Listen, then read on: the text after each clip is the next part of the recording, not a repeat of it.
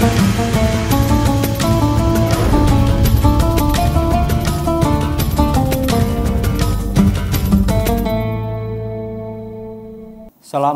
warahmatullahi wabarakatuh. Alhamdulillahirabbil alamin. Wassalatu wassalamu ala asrofil anbiya'i wal mursalin sayyidina Muhammadin wa ala alihi wa sahbihi ajma'in. Allahumma shalli ala sayyidina Muhammad wa ala alihi wa sahbihi ajma'in. Ma'asyiral muslimin, pada kesempatan ini kami akan mengulas sedikit tentang puasa. Yang sebelumnya saya mulai dengan mengutip satu ayat surat Az-Zariyat ayat 56. A'udzubillahi minasyaitonirrajim. Bismillahirrahmanirrahim. Wa ma khalaqtul jinna wal insa illa liya'budun. Ma'asyiral muslimin, ayat ini nampak singkat, akan tetapi mendalam, luas dan mendasar. Ya, gara-gara inilah kita semuanya melakukan aktivitas, baik itu aktivitas yang benar maupun aktivitas yang salah, itu semua gara-gara berawal dari ayat ini. Yang titik poinnya adalah liya'budun, illa liya'budun. Artinya bahwa aku tidak menciptakan jin dan manusia kecuali hanyalah untuk menyembah kepadaku. Sepintas ayat ini tidak menjelaskan bahwa beribadah itu hanya kepada Allah. Tetapi ayat ini menjelaskan secara tegas bahwa beribadah itu hanyalah kepada Allah. Liya'buduni. Akan tetapi orang kadang tidak selamanya semata-mata itu beribadah kepada Allah. Karena memang ibadah itu boleh jadi tidak kepada Allah, melainkan kepada selain Allah. Sebagaimana yang ada di dalam satu ayat di dalam surat Al-Ankabut ayat ke-17. Innama ta'buduna min dunillahi awthana wa takhluquna ifka. Sesungguhnya beribadah kepada selain Allah itu adalah ya beribadah kepada berhala, dan yang demikian itu adalah membuat kebohongan. Jadi beribadah kepada selain Allah itu adalah kebohongan, karena sesungguhnya beribadah itu ya hanya kepada Allah, tidak kepada yang lain. Walaupun orang berpotensi untuk beribadah kepada selain Allah, sebagaimana yang dilakukan oleh orang kafir. Hal ini juga dikatakan oleh Allah ketika memerintahkan kepada Rasulullah Muhammad, Qul ya ayyuhal kafirun la a'budu ma ta'budun. Ayat-ayat ini menunjukkan bahwa katakanlah Muhammad, hai orang-orang kafir, la a'budu ma ta'budun. Aku tidak menyembah kepada sesuatu yang engkau menyembah. Jadi orang kafir pun juga menyembah, tapi menyembahnya adalah kepada sesuatu yang tidak disembah oleh Nabi Muhammad. Inilah titik poinnya. Jadi kalau orang itu tidak menyembah kepada Allah, ya maka menyembah berhala. Nah, persoalannya sekarang adalah ibadah itu apa? Jadi ibadah itu adalah sesuatu perbuatan sadar yang dilakukan dengan sukarela ataupun terpaksa demi atau terhadap sesuatu. Kalau kita beribadah kepada Allah, ya ibadahnya adalah untuk Allah. Orang sering menyebutnya adalah lillahi ta'ala. Jadi kata-kata lillahi ta'ala itu adalah perbuatan dilakukan hanya karena Allah, tidak karena yang lain. Nah, karena kalau dilakukan karena yang lain, maka itu sesungguhnya adalah perbuatan melakukan keberhalaan. Nah, di antara itu maka ibadah ternyata kalau kita klasifikasikan, ternyata ibadah itu ada yang sunnah, ada juga yang wajib. Nah, ibadah yang sunnah itu ada yang terukur, ada juga yang tidak terukur. Demikian halnya yang wajib. Ibadah wajib ada yang terukur, ada yang tidak terukur. Yang terukur itu maksudnya adalah tertentu waktunya, tempatnya, jumlah, kadarnya, dan lain-lain. Sedangkan yang tidak terukur itu ya tidak ditentukan waktunya, tidak ditentukan jumlahnya. Atau ulama sering menyebutnya adalah yang terukur itu ibadah mahdhah namanya. Sedangkan kalau yang tidak terukur itu ghairu mahdhah. Ibadah yang mahdhah, yang wajib itu ya sholat, zakat, puasa, haji, termasuk diantaranya adalah syahadat. Syahadatain, syahadat bersaksi kepada Allah, bersaksi bahwa tidak ada Tuhan selain Allah dan Rasulullah Muhammad adalah utusan Allah, tidak yang lain. Nah, ini terukur. Begitu juga sholat, terukur waktunya, tempatnya, jumlahnya. Itu sholat, zakat juga begitu. Jumlahnya terukur, waktunya terukur. Puasa juga begitu. Mulai dari waktu tertentu sampai waktu tertentu. Demikian juga haji. Haji harus ke Ka'bah pada waktu tertentu. Di tanggal 9 Zulhijjah itu adalah wukuf. Kalau tidak itu ya namanya bukan haji. Ini namanya terukur atau ibadah mahdhah namanya. Nah, yang sunnah pun juga begitu. Ada yang terukur. Ada yang tidak terukur. Yang terukur itu contohnya sunnah, ya sholat sunnah, puasa sunnah. Kemudian kalau yang tidak terukur, ya tersenyum. Itu adalah ibadah yang tidak terukur. Tersenyum, kemudian memberi sedekah, memberikan uang dengan jumlah seikhlasnya, di waktunya terserah bebas. Nah, itu namanya ibadah sunnah ghairu mahdhah. Ma'asyiral muslimin rahimakumullah. Terkait dengan ibadah ini yang mahdhah wajib itu adalah saya ingin mengulas tentang puasa. Karena puasa itu adalah salah satu di antara ibadah mahdhah yang wajib. Oh iya, ada satu ibadah ghairu mahdhah tapi wajib, yaitu amar ma'ruf nahi mungkar. Amar ma'ruf nahi mungkar ini adalah ibadah wajib tapi ghairu mahdhah. Tidak ditentukan waktunya, tempatnya, terukur harus berapa, bagaimana kadarnya, itu tidak ditentukan. Tapi wajib. Itu untuk yang amar ma'ruf nahi mungkar.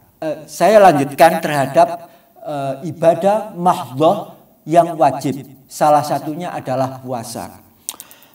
Puasa ini menjadi tema besar karena puasa ini adalah salah satu ibadah yang bukan hanya baru-baru ini yang diwajibkan. Bukan ketika Rasulullah Muhammad hijrah setelah 2 tahun kemudian turunlah ayat Al-Quran surat Al-Baqarah ayat 183. A'udzubillahi minasyaitonirrajim. Ya ayyuhalladzina amanu kutiba alaikumussyam kama kutiba alal ladzina min qablikum la'allakum tattaqun. Ya gara-gara ayat ini maka Rasulullah Muhammad itu menjadi punya kewajiban menyampaikan berita ini kepada umatnya agar umatnya melaksanakan salah satu ibadah mahdhah yang ditentukan yang waktunya berikut dengan jumlahnya selama sebulan penuh di waktu bulan Ramadan. Ayat Al-Quran yang memerintahkan tentang puasa ini, itulah kemudian Rasulullah Muhammad oleh Aisyah radhiyallahu anha bahwa Rasulullah itu tidak pernah melaksanakan puasa selama 30 hari, selama sebulan penuh, kecuali puasa Ramadan. Itu menjadi sebab kemudian Rasulullah menyampaikan perintah puasa ini sebagai perbuatan wajib. Jadi kita tidak perlu merasa lebay atau merasa berat dan lain-lain karena memang ini adalah salah satu perintah Tuhan, perintah Allah yang tidak saja disampaikan kepada Rasulullah Muhammad melainkan disampaikan kepada umat-umat yang terdahulu. Ada satu ayat yang menarik yang di dalam Al-Quran itu adalah la nufarriqu baina ahadim mir rusuli. Intinya ayat ini adalah Allah tidak membeda-bedakan atas rasul utusannya. Kalau Rasulullah Muhammad itu diperintahkan untuk melaksanakan puasa, bagaimana dengan rasul yang lain? Adam, Idris, Nuh, Hud, Saleh, Ibrahim dan seterusnya. Sampai dengan Nabi Isa. Maka dapat dipastikan bahwa rasul-rasul yang lain selain Rasul Muhammad adalah hamba-hamba Allah yang berpuasa, tentu beserta kaumnya. Dari mana kita tahu selain itu adalah dalam ayat tersebut juga. Ya ayyuhalladzina amanu kutiba alaikumussyam kama kutiba alal ladzina min qablikum. Hai orang-orang yang beriman, diwajibkan atas kamu untuk berpuasa sebagaimana diwajibkan pula atas orang-orang sebelum kamu. Siapa orang-orang sebelum kamu ini? Ya tentu tidak sembarang orang, tapi melainkan adalah ikon-ikon orang-orang sebelum kita itu siapa? Ya para nabi. Ayat yang lain yang melengkapi penjelasan ini adalah ayat yang berbunyi la nufarriqu baina ahadim mir rusulik itu. Ini dapat disimpulkan bahwa Rasulullah dahulu mulai dari Adam, semuanya sampai kepada Nabi Muhammad adalah hamba-hamba Allah yang melaksanakan puasa. Tentu berpuasanya adalah caranya itu yang beda-beda. Kalau pada zaman Rasulullah Muhammad itu adalah puasa Ramadan 30 hari. Bahkan pada zaman Nabi-Nabi sebelumnya Ramadan pun juga dipakai sebagai waktu untuk melaksanakan ibadah puasa. Hanya saja ada perbedaan-perbedaan sedikit di antaranya. Selain makan dan minum, juga ada yang dilarang untuk melakukan nikah. Ada juga yang dilakukan sampai dengan 40 hari. Ada Nabi Rasul yang melakukan puasanya itu adalah 40 hari selama sehari semalam. Ada yang Rasulullah Nabi Muhammad, Rasulullah Nabi yang lain, Nabi Daud misalnya, ada yang sehari puasa kemudian sehari tidak, sehari puasa sehari tidak. Demikian halnya nabi-nabi yang lain. Ma'asyiral muslimin rahimakumullah. Oleh karena itu dengan berita kedatangan puasa ini ya memang sejak dari dahulu tidak setiap yang namanya perintahnya Allah itu serta-merta disambut oleh seluruh umat manusia itu tidak. Karena kalau semuanya harus mengikuti perintahnya Allah, ya nanti akan menyalahi aturan Allah sendiri. Apa itu? Salah satu aturan Allah itu adalah Allah menciptakan surga dan neraka. Sehingga kalau semua orang itu melaksanakan perintah Allah, nanti kan surganya nggak ada yang mengisi begitu. Ya kasihan nanti malaikat yang menjaga neraka kan nanti tidak ada kerjaan. Nah, ini saya kira hal-hal yang wajar dan tidak aneh dan tidak perlu dijadikan sebagai suatu momen yang menggemparkan begitu, melainkan ya kita hadapi biasa-biasa saja. Bahwa kalau ada perintah Allah untuk melaksanakan puasa, bagi orang yang beriman ya tentu akan melaksanakan puasa itu dengan begitu saja. Begitu juga kalau orang yang ingin tidak melaksanakan perintah Allah ya tinggal tidak melaksanakan begitu saja. Nah, sehingga kadang-kadang kalau kita sering membaca literatur itu diantaranya adalah bagaimana orang menyikapi atau ekspresi orang terhadap kedatangan Ramadan ini. Di antaranya adalah Rasulullah SAW menyampaikan informasi bahwa bergembira atas kedatangan Ramadan itu maka haram api neraka untuk menyentuhnya. Ada riwayat yang menyampaikan demikian. Begitu juga di dalam Al-Quran disebutkan bahwa Qul bifadlillahi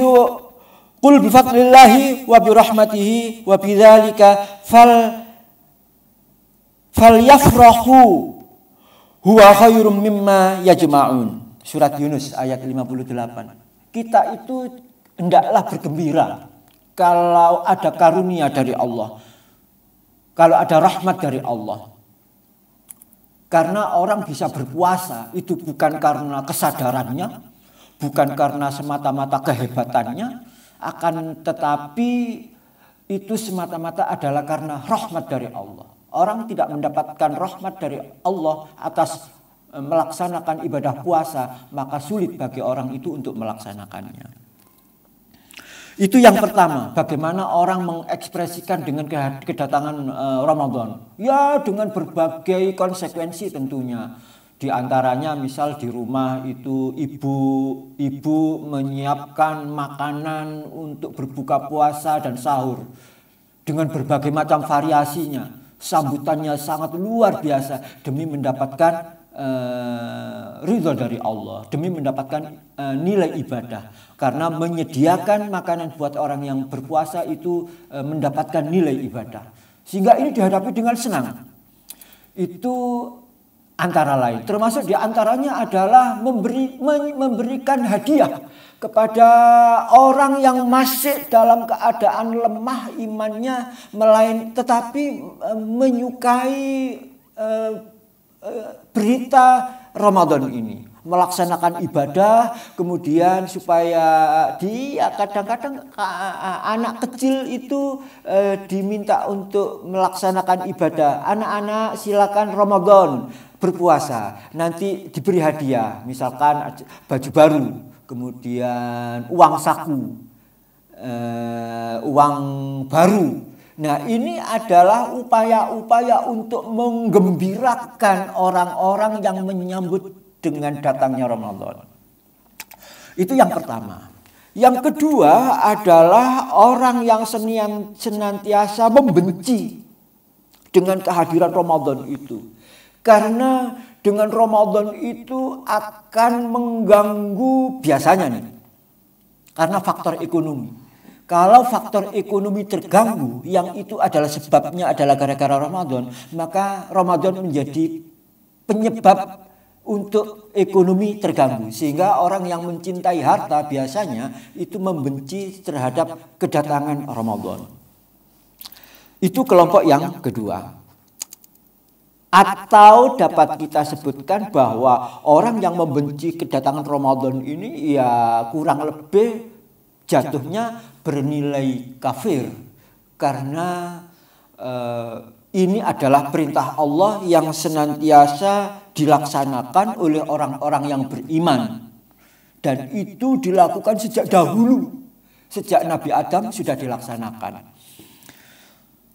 Yang ketiga adalah sikap orang terhadap kedatangan Ramadan ini biasa-biasa saja. Benci ya enggak, suka ya enggak, tapi justru orang yang demikian ini kreatif, memanfaatkan situasi, kemudian inovatif lah.